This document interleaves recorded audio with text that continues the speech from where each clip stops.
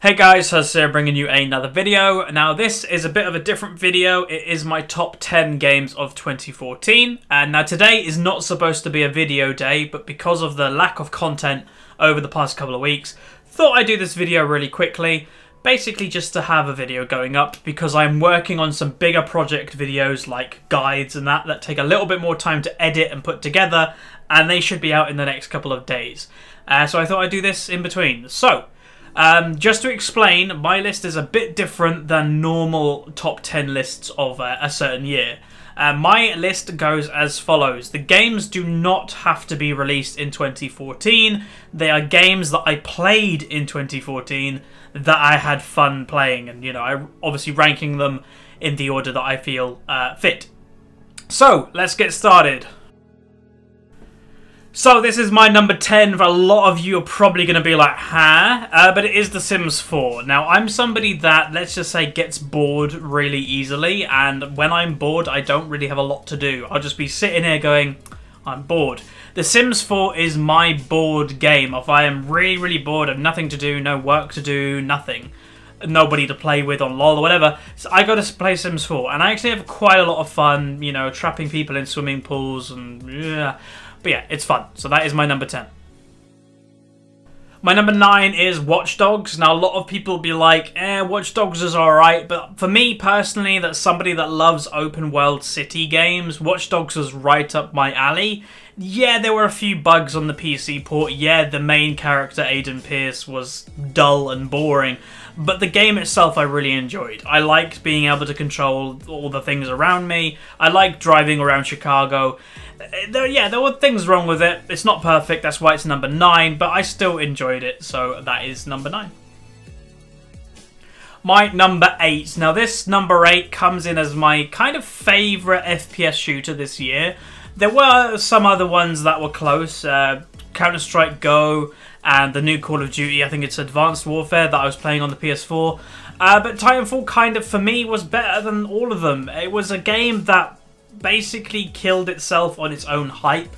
It was so hyped up it couldn't live to that expectation, but it's still a really fun multiplayer shooter game, and every now and then I'll go back on it and have some fun for a few hours, and yeah, it's really, really good. So that is number 8. Number 7 is kind of my best or favourite story mode game of the year. I'm not somebody that plays a lot of story mode games or story driven games. I'm somebody that either plays like just standard multiplayer shooters or LOL or whatever, but it was amazing. It was really good. I did start doing a playthrough on the channel on it, but like a lot of the time I unfortunately did not complete it as I ran out of time with assignments, but it's a great game. If you are looking for a game that's going to drive you emotionally, then I would definitely recommend picking up Valiant Hearts. Number 6 is, you could say that it takes away from Titanfall as an FPS online shooter, but I'm kind of going Arma 3 with specifically the Battle Royale mod. It's the mod that you get transported onto an island, there's like 30 other players, and you have to find guns, you have to survive and be the last man standing. I have a lot of fun playing this game, but I also have a lot of fun watching this game with watching streamers like ItMeJP, and it's really good fun. And now and again, I will go back on it and have a blast. So that is my number 6. My number 5 is Hearthstone, of course. Hearthstone being my basically favourite card game that I am playing. It is my only card game that I am playing right now, but again, it is really good. I have done some content on the channel. It might have been even last year, I'm not really sure. But Hearthstone was really fun. Nowadays, I don't play it on my computer. I play it on my MacBook or my iPad. But every now and then, I'll open it up and have a really good fun, especially now that the new expansion has come out. Number 4 is Shadow of Mordor. Now, again, it's a story-driven game like Valiant Hearts, but honestly, I didn't really care about the story. You know, the whole having a wraith and all that, I wasn't really interested in. I love the Lord of the Rings universe and just the gameplay I fell in love with. The game itself is really fun to play. It's a bit repetitive, but it's still really good. The only thing that really let me down was the ending. No spoilers, but the ending was pretty lame. But the game itself was really, really good, and I'm hoping that they're going to continue the franchise, as there's not many good Lord of the Rings games, and I'd probably argue that this is probably the best one ever. So that is Shadow of Mordor. Number 3, of course, is Grand Theft Auto 5. What would this list be without it? It is probably my favourite Grand Theft Auto of all time, arguably. Maybe San Andreas is still better, I don't know. But yeah, I'm somebody that did not have a Xbox 360 or PS3 when it was released. I actually bought a PlayStation 4 just to get this game when it came out a few months ago, and completing the story mode within, you know, a day of getting it, as well as playing online with some friends. It's a really good game, and I am actually looking forward to when it comes out on PC as well. That will make it really easy to occasionally do some content maybe on that game and play with you guys at home if you're interested. Number 2 is World of Warcraft Warlords of Draenor. The thing with this is number 2 is because it is great. It is fantastic. It has got me interested in World of Warcraft again.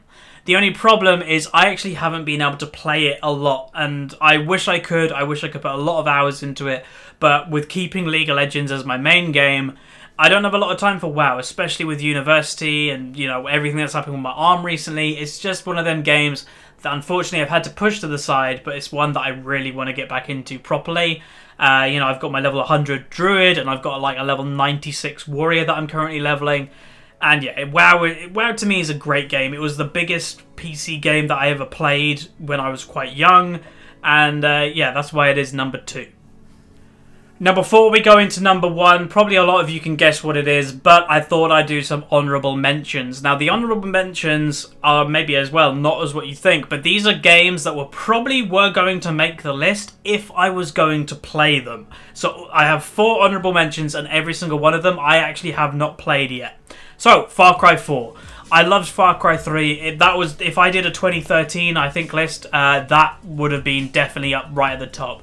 I haven't played it yet, planning to, but yeah, from what I've seen, it looks fantastic. I've watched a couple of gameplays, and it is right up my alley. The only thing that has slightly annoyed me about it is that they've used pretty much the identical engine and graphics from Far Cry 3, but I guess if it's not broken, don't fix it. This is the other honourable mention, number 2, that is the Halo Master Chief Collection. Now, many of you probably won't know this, but before I was a PC gamer, I was a console gamer, and my choice of console was Xbox 360, and I got it when Halo 3 came out and all that, and I loved Halo. Halo was one of my favourite games of all time, and if I were to have an Xbox One today instead of a PlayStation, I would be playing a lot of Halo. But yeah, it looks great. I've watched a couple of thingies. Obviously, it's had a lot of issues with multiplayer online, but it's still a fantastic game. Honourable mention number 3 is Pokemon Omega Ruby, and it is going to be Omega Ruby specifically, because when I was growing up as a kid, playing all the Pokemon games, I had both Sapphire and Ruby, the original ones, and Ruby was my chosen one that I put more time into. And I will actually be getting this very shortly. I did have a 3DS about a year ago, but then I got rid of it. That was a mistake. But I'm going to get another one just for the Pokemon series, because they bring out new games every single year now. So yeah, I'll just have a 3DS for Pokemon, I guess. So that is honourable mention number 3.